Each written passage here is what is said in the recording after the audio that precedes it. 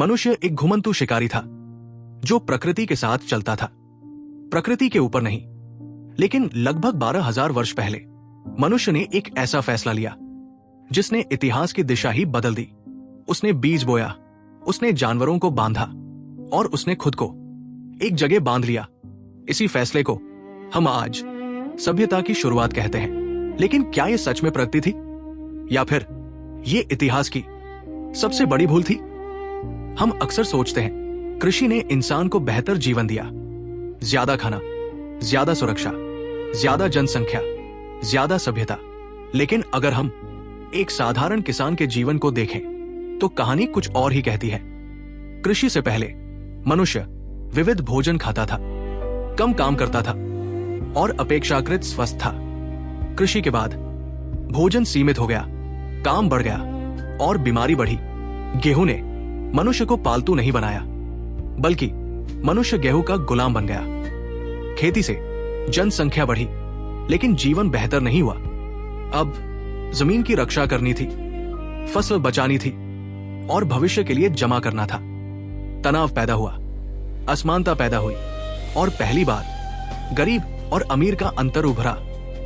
कृषि समाज में महिलाओं पर ज्यादा बोझ पड़ा, बच्चों की संख्या बढ़ी, लेकिन उनकी हालत बदतर हुई। मां को खेत में काम भी करना था, बच्चे भी पालने थे। यही नहीं, कुपोषण और बीमारी अब आम हो गई। कृषि ने शहर दिए, राज्य दिए, साम्राज्य दिए, लेकिन बदले में लिया स्वतंत्रता, स्वास्थ्य और शांति। यही कारण है कि लेखक कहता है कृषि क्रांति मानव इतिहास की सबसे बड़ी धोखाधड़ी थी। इतिहास हमेशा बेहतर जीवन की कहानी नहीं होता। कभी कभी वो सिर्फ ज्यादा लोगों के जीवित रहने की कहानी होता है। और इन दोनों में फर्क है। खेती ने सिर्फ अनाज नहीं दिया, उसने दिया अतिरिक्त भोजन। और अतिरिक्त भोजन ने इतिहास का सबसे शक्तिशाली सवाल खड़ा किया, इसे नियंत्रित कौन करेगा?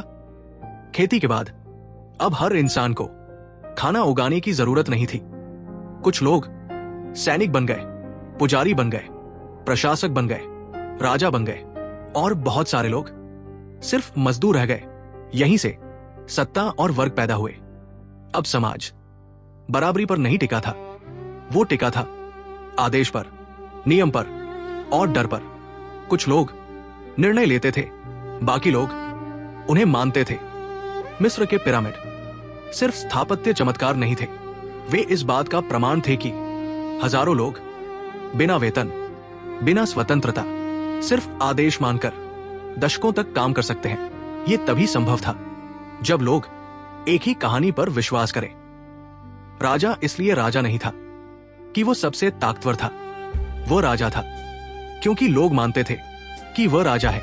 इसी तरह कानून, जाति, वर्ग और अधिकार, ये सब प्राकृतिक नहीं थे, ये सब मानव कल्पना की रचनाएं थी। लेकिन जब पूरी समाज इन पर विश्वास करता है तो ये सच से भी ज्यादा ताकतवर हो जाते हैं। खेती के बाद का समाज अमीर और गरीब में बंट गया, पुरुष और स्त्री में असमानता बढ़ी, शासक और शासित के बीच खाई बनी। और सबसे डरावनी बात, इन असमानताओं को स्वाभाविक कहा जाने लगा। पिरामिड पत्थरों से नहीं बने थे, वे बने थे आज्ञाकारिता से, विश्वास से और कहानियों से। और यही कहानियां आज भी हमारे चारों ओर अलग अलग रूप में खड़ी है। मनुष्य का दिमाग अद्भुत है, लेकिन उसकी एक सीमा है। हजारों सालों तक मनुष्य छोटे समूह में रहता था, जहां हर कोई एक दूसरे को जानता था। रिश्ते सीमित थे, नियम मौखिक थे। उस समय दिमाग काफी था। खेती के बाद लोग बढ़े, गांव बने, शहर बने और फिर राज्य बने। अब सवाल था, कौन किसका कर्जदार है, किसके पास कितनी जमीन है, कौन कर देगा, कौन आदेश मानेगा? इन सबको दिमाग में रखना असंभव था। यहीं से लिखित रिकॉर्ड की जरूरत पड़ी। पहले नाम नहीं, कहानियां नहीं, भावनाएं नहीं, बल्कि अंक, हिसाब, सूचियां। इतिहास की शुरुआती लिखावट कविता नहीं थी, वह लेखा जोखा थी। मनुष्य ने शब्दों से पहले संख्याओं पर भरोसा किया, क्योंकि संख्या झूठ नहीं बोलती, भावना नहीं रखती, सवाल नहीं करती। संख्या अनाज गिनती है, मजदूर गिनती है, कर तय करती है और धीरे धीरे मनुष्य को भी एक संख्या बना देती है। लिखना शुरू हुआ तो नियंत्रण आसान हो गया। अब सत्ता चेहरों को नहीं, फाइलों को पहचानने लगी। आप कौन हैं ये कम जरूरी था, आपका रिकॉर्ड क्या कहता है ये ज्यादा जरूरी हो गया। लिखित व्यवस्था ने बड़े समाजों को संभव बनाया, साम्राज्य चलाए, इतिहास को सुरक्षित किया, लेकिन साथ ही लचीलापन कम हुआ। इंसान नियमों में फंसा और गलती की गुंजाइश घट गई। लिखावट ने मनुष्य की याददाश्त को बचाया, लेकिन उसी ने मनुष्य को अपनी ही बनाई व्यवस्थाओं का कैदी भी बना दिया। हम अक्सर मानते हैं कि इतिहास में अच्छाई जीतती है, कि जो सफल हुआ वो योग्य था, कि जो ऊपर पहुंचा वो मेहनती था। लेकिन इतिहास कुछ और ही कहता है। खेती के साथ सिर्फ अनाज नहीं आया, उसके साथ आया वर्ग। कुछ लोगों के पास ज्यादा जमीन थी, ज्यादा शक्ति थी, ज्यादा सुरक्षा थी। बाकी लोगों के पास सिर्फ मेहनत थी, और ये अंतर धीरे धीरे स्थायी होता चला गया। इतिहास में राजा इसलिए राजा नहीं बने कि वे बेहतर थे, वे राजा बने क्योंकि उनके पास हथियार थे, संगठन था और नियंत्रण था। और जब इतिहास लिखा गया तो वही लिखा गया जो शक्तिशाली चाहते थे। कृषि समाज में आप किस परिवार में पैदा हुए, आप किस वर्ग में जन्मे, आप पुरुष हैं या स्त्री, ये बातें आपका भविष्य तय करने लगी। ये सब प्रकृति का नियम नहीं था, बल्कि मानव द्वारा बनाई गई व्यवस्था थी। लेकिन समय के साथ इसे स्वाभाविक कहा जाने लगा। लगभग हर कृषि सभ्यता में स्त्रियों की स्थिति कमजोर हुई। ये इसलिए नहीं कि वे कम सक्षम थी, बल्कि इसलिए कि सत्ता की संरचना ऐसी बनाई गई थी जहां उन्हें नीचे रखा गया। इतिहास ने इस अन्याय को बहुत लंबे समय तक सवाल नहीं किया। हम मानते हैं कि समय के साथ दुनिया बेहतर होती जाती है, लेकिन इतिहास कोई न्यायालय नहीं है।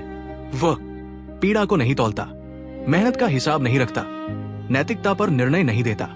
वो सिर्फ ये दर्ज करता है कि क्या हुआ। इतिहास न्यायपूर्ण नहीं होता, वो बस घटित होता है। और अगर हम इस सच्चाई को न समझे तो हम पुरानी गलतियों को नई कहानियों के साथ दोहराते रहेंगे। पार्ट 2 समापन कथन, क्लोजिंग नरेशन। कृषि क्रांति, दी एग्रीकल्चरल रेवोल्यूशन। मनुष्य ने जमीन को बदला, बीज बोए, जानवर पाले, शहर बसाए और पहली बार इतिहास में भविष्य की योजना बनाई। लेकिन इस योजना की एक कीमत थी। मनुष्य ने प्रकृति को नियंत्रित किया और उसी क्षण खुद भी नियमों में बंध गया। खेती ने हमें ज्यादा भोजन दिया, लेकिन ज्यादा समय नहीं, ज्यादा मेहनत दी, ज्यादा तनाव दिया। इसी दौर में सत्ता पैदा हुई, वर्ग बने, रिकॉर्ड लिखे गए और असमानता को स्वाभाविक कहा जाने लगा। इतिहास ने यह नहीं पूछा कि किसका जीवन बेहतर हुआ, उसने बस ये दर्ज किया कि सभ्यता आगे बढ़ी। कृषि क्रांति ने मनुष्य को भूखा नहीं छोड़ा, लेकिन आजाद भी नहीं छोड़ा। आज जब हम सभ्यता पर गर्व करते हैं तो ये याद रखना जरूरी है, हर प्रगति सुधार नहीं होती और हर बदलाव न्यायपूर्ण नहीं होता। अगले भाग में हम देखेंगे कि अलग अलग लोग अलग अलग कहानियों के बावजूद कैसे एक दूसरे से जुड़ते चले गए। ये था कृषि क्रांति और आगे है मानव जाति का एकीकरण।